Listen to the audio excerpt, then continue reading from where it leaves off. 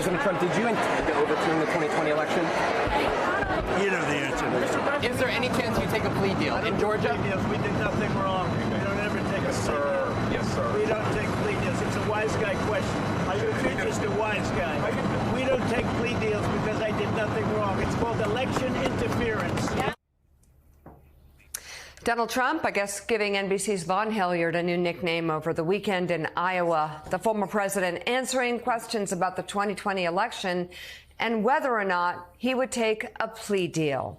It comes as a Georgia prosecutor will begin presenting her case to a grand jury this week, setting up a fourth possible indictment for the former president. Speaking of Iowa, Florida Governor Ron DeSantis did not have a great time there this weekend. He was heckled several times by Trump supporters and trolled by the former president's campaign. Also ahead, a special counsel is appointed in the DOJ's investigation of Hunter Biden. We'll explain that new development, plus an update on the catastrophic Maui wildfire, which is now the deadliest in modern history. Joe, the scenes out of Maui are just staggering. Yeah, what a tragedy, unspeakable tragedy. And it seems to have been a perfect storm of the fire starting two places, the winds blowing and whipping around. A lot of people saying they should have turned off the electricity. But, you know, the response from officials, that's how they were keeping the water pumps going. It really was, again, just a perfect storm.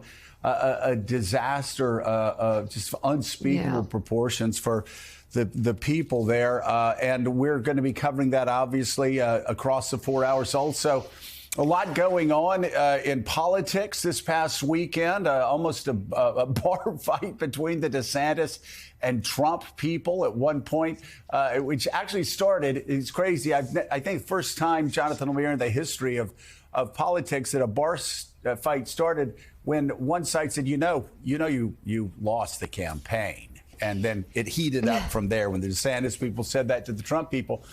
But, you've been in the position of Vaughn Hilliard, getting shouted down by the President of the United States, here the former President of the United States, calling him a wise guy for suggesting what every criminal attorney I've talked to has said Donald Trump needs to do, and that is do a plea deal. He's boxed in.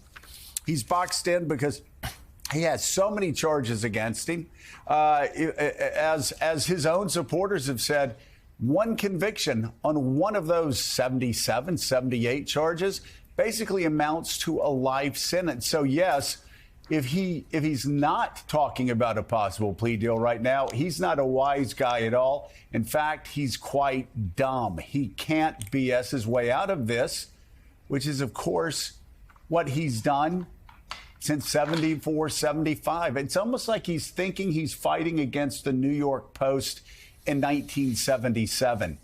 This is so much different, and it is so deeper, and he's not going to be able to BS his way out of this. Yeah. First of all, Mr. Wise Guy, not a terribly unflattering nickname as far as these things go. Trump has called me a sleazebag. He's deemed that I simply don't have what it takes. I mean, he's had no shortage of insults from Donald Trump headed my way. And I know everyone else in this show has gotten them too. But you make a good point. This is Donald Trump throughout most of his life has just used bravado and bluffing and just flat out lying to escape trouble. He, as a New York real estate developer, he became a celebrity. He became wealthy. He got a TV show. And then, of course, ventured into politics and became president. And after being hit, of course, administration dogged by scandal after scandal, he suffered very few consequences until, of course, he lost the election, and then he was impeached twice. But even then, he returned to his gilded life. He still lives in Mar-a-Lago. He lives in Bedminster. He is someone who is still in demand at political rallies. He's still famous and rich, all of those things. But this time, the consequences are different. And it's important to have this conversation with these charges in Georgia looming, because he's facing these federal cases. And look, his bank shot strategy here to win is to be elected and then to make those go away, to self-pardon or to tell his attorney general to squash those investigations. He can't do that in Georgia. And it's a state case. He can't pardon himself. And he is now, his usual tactics aren't going to work, and he is simply unable to adjust, facing potentially a contempt charge in federal case in D.C. because he keeps posting about the judge and about witnesses. Right. And he is someone who is, for the first time, may actually face consequences that will change his life.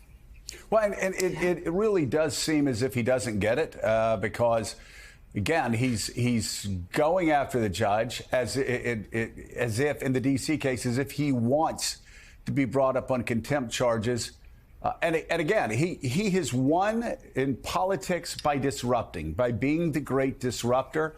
I got it. He ran against a bunch of people in 2016 that had no clue how to respond to that. They were, whenever they were on the debate stage, they were in Donald Trump's domain. He owned the stage. He knew how to work the cameras. He knew how to work the crowds. It's something, Mika, that you and I saw in our years knowing him beforehand. He knew how to do that. Yeah. Federal court is so completely different. And if he's thinking that he can abuse the judge, he can start riots, he can make a mockery of that process, this federal judge is not going to allow that to happen. And in fact, no federal judge would allow that to happen. We look at what, other than the one that he has in South Florida, we look at the very conservative 11th Circuit. No nonsense, all business on those appeals coming up from Cannon. You look at the United States Supreme Court, that Donald Trump says, my Supreme Court. On every one of these issues, these challenges, they're no nonsense. They reject Trump's statements. It's going to happen again. And as Jonathan brings up, we've got a Georgia indictment most likely looming, according to news reports, on Tuesday or Wednesday. We're going to be talking to the Atlanta Journal-Constitution's Greg Bluestein in a minute about that. But when that comes up, even him getting elected president of the United States, if he still thinks he has a chance of that, doesn't help in Georgia. He can't pardon himself for his state conviction, which, again, the evidence there is pretty damning, pretty overwhelming. So, again, right now, let's go back to what Trump was talking about with Von Hilliard, calling him a wise guy. If he's not thinking about a plea deal, he's living on another planet because he is in such great legal jeopardy. And as papers are reporting this weekend, and of course it makes sense, you've got 4 or 5 indictments coming your way, plus all of these civil charges. He's running out of money. Well, we'll talk to Vaughn next hour. I will say one reason why he may not be thinking of a plea deal or wanting to consider that is this is a man who has, faced 77 years of his life of no consequences, of always being able to skirt the law, skirt the rules, skirt the boundaries, skirt the foundational ethics of something. He's found a way to get around everything that he has put in his path, that he has chosen to do, whether it be corrupt or a crime. We'll see, but it's definitely heating up because he is not backing off, along with John.